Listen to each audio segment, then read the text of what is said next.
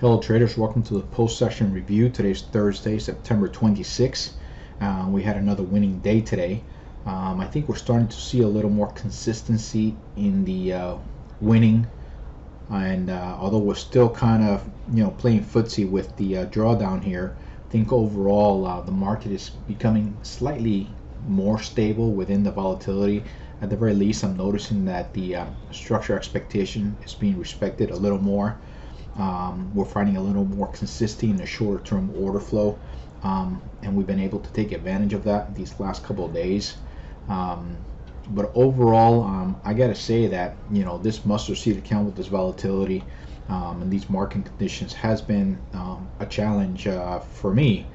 But sticking to the trade plan, sticking to the money management, and having a trading state that complements those two is what allowed us to survive this long with so much adversity. And I'm glad that I've been able to share that with you. So let's get back to the transparency here. Today we had a $315 gain, $315 gain here. Account balance is $29.81, $29.81, 61 and 61. We're penny for penny here. So we're doing good on that. Let me share my trades today. I had two. I was a little bit distracted. We were having a discussion in my trading group about certain aspects, and kind of distracted me a little. I missed one trade here. I missed this entry, and I also missed another entry here. I was expecting a slightly deeper correction as we were looking for a bat pattern to play out here, which the market fell short of. Didn't really get the rotation here, as you can see this tail here. Although there is an absorption here, I mean this is probably an aggressive trade that I should have taken on the ABCD here. But I was looking towards something slightly deeper. I did see a lot of breakdown here. The buyer's really struggling to make a new low. And this being the main swing here, I was expecting market to come a little bit deeper and complete that bat pattern, offering better risk reward. That ended up not happening, and the market rolled over very nicely. And then it just didn't give me a deep enough correction, but I was able to catch the following swing here to the downside, and was able to capitalize on that one-to-one as well. Other than that, we had I got a horrible fill on this one. As you can see, as soon as the candle closed, I pulled the trigger, but I got filled here because of the little spike in volatility there. But overall, I mean, the market was bearish, and we saw that the immediate order flow was being respected very nicely, and looked quite healthy. Now, with the exception of a couple of pretty deep corrections, price kept making decent projections with decent momentum. And felt good about working with that immediate order flow and taking the short here, missing it here, and then missing here again, but then later realigning myself when I found the opportunity here. It was a little bit of an expensive rotation, but I was a little frustrated with myself that I wasn't as aggressive here, and didn't get the correction here. I was also a little distracted, in all fairness, and wasn't really looking to take the trade here. It wasn't until price got here that I said maybe I should have taken that. I did see the footprint here of the sellers coming in to absorb, and the one-to-one completion was decent. I didn't get a textbook rotation, but I did get the absorption in the right area. But like I said, I was no excuses here. Being a little distracted and chatting with my group is not an excuse to not take the trade. I was looking for something slightly deeper, and I didn't get that, which was the bat completion here.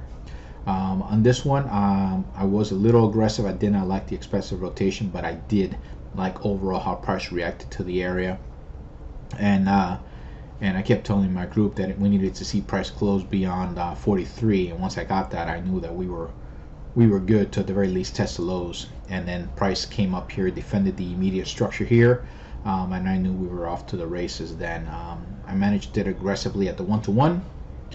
However, I got taken out by a couple of points. I could have had a few more. In all honesty, I wouldn't have been taken out down here.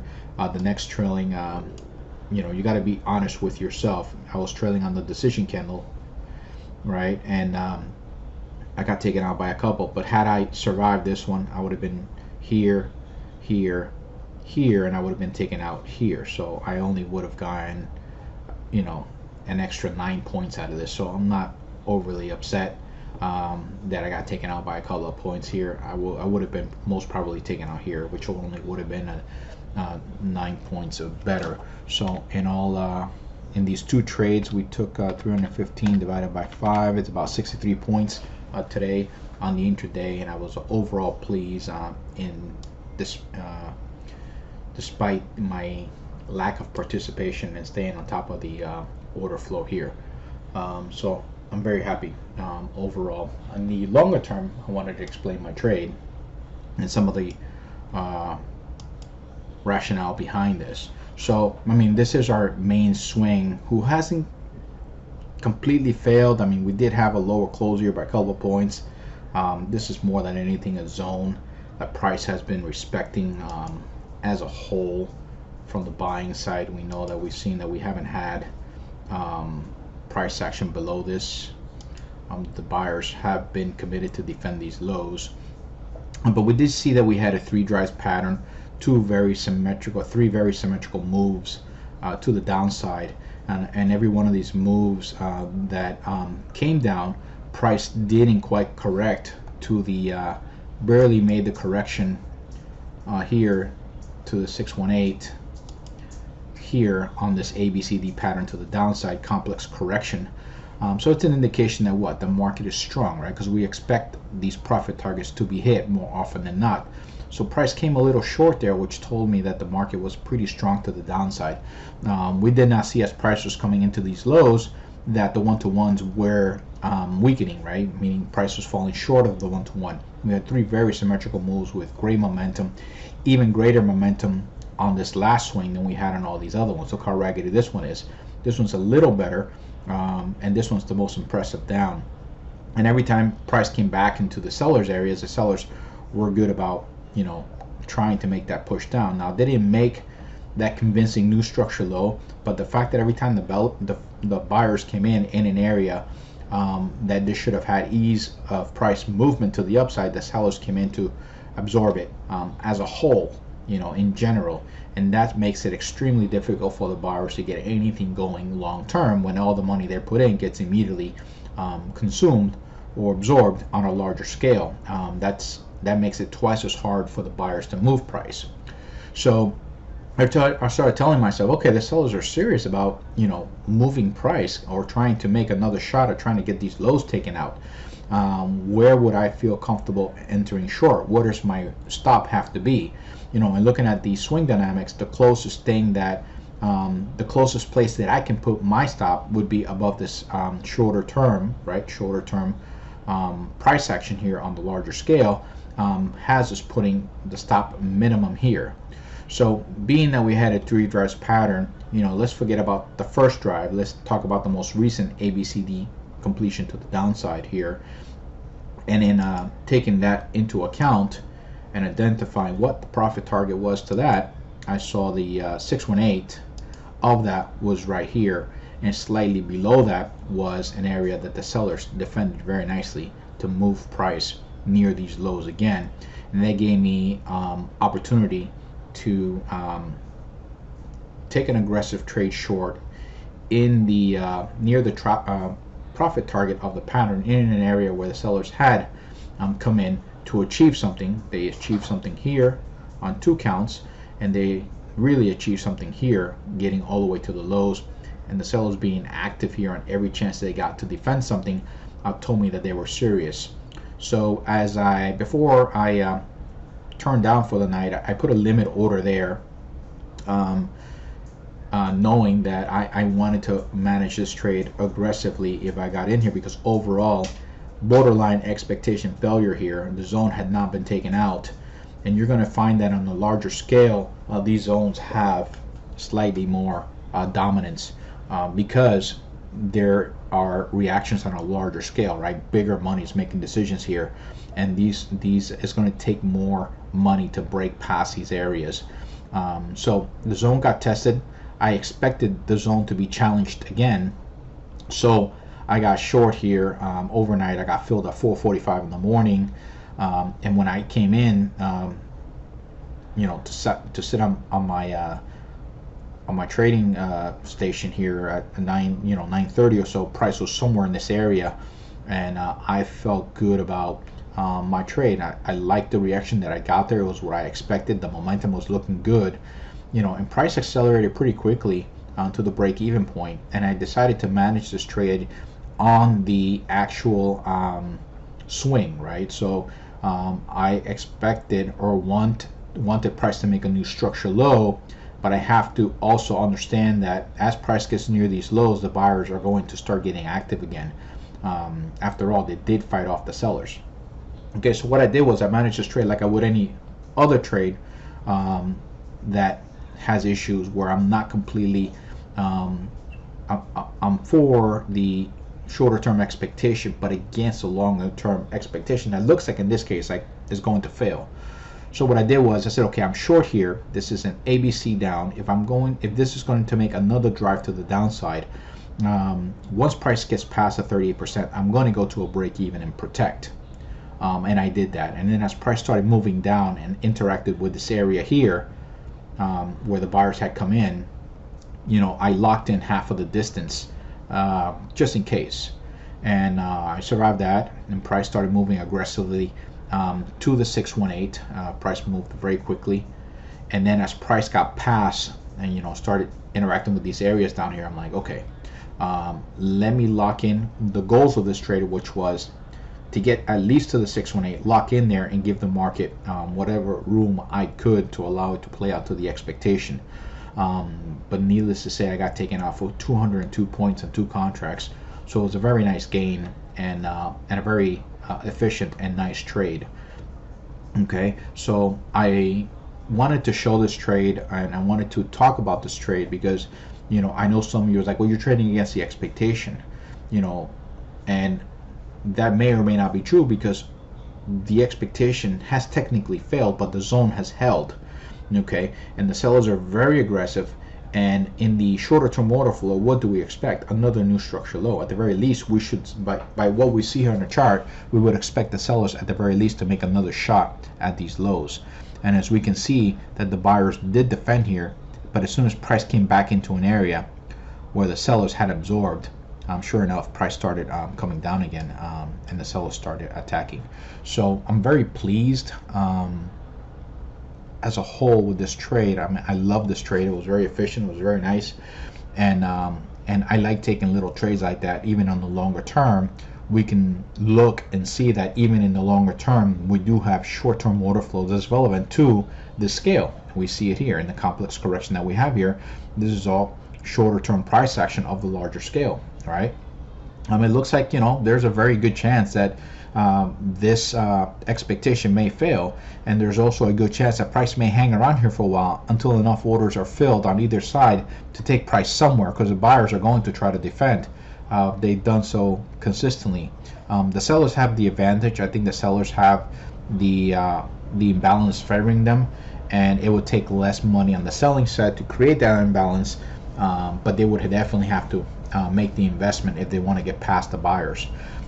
Being that it is Thursday night and tomorrow's Friday, and I do not hold trades over the weekend, and I do not get into any longer term trade on Friday, I will not be setting a limit order in here to get long or short. If I wanted to play this, I would have to either get short closely up here again, or I would be getting long way down here on the expectation that the buyers will defend again. What is the safest trade to take? The safest trade is to stick with the shorter term order flow, as that is achieving is achieving territory or capturing territory, and the buyers are failing to be effective off of theirs. They're not really getting anything accomplished, and the strength of the market is on the selling side. So I would align myself with the sellers, and the earliest I can see myself getting short will be somewhere in this area, ideally somewhere up here. The stop still has to be up here in this area, and the safest thing to do since price is getting near these lows, just not to engage at all and let these things sort themselves out, hopefully by Monday, so we can then get on it again and start actively participating. I hope this post-session review and this longer term trade explanation has value. We did also have a little butterfly pattern, I'm sorry, a bat pattern here. Let me draw it for you guys. As you can see, price came to the 50%, then price came deep to the 88%, almost the 88% here. Let me draw the pattern. Let me that added a little bit of confluence, but I wasn't trading the I wasn't per se trading the pattern, but I used the pattern, understanding that those fundamental rules of, you know, we did have a clear back completion that favored the short-term expectation. And although I used the A to D leg to help me manage that trade, I wanted to leave the trade room to accomplish a new structure low, and I wanted to lock in the profit target here. Sort of didn't mention that completely in the beginning. I'm sorry for that. But let me draw it so you guys can see what I mean by that. Drawing tools again. I have to do the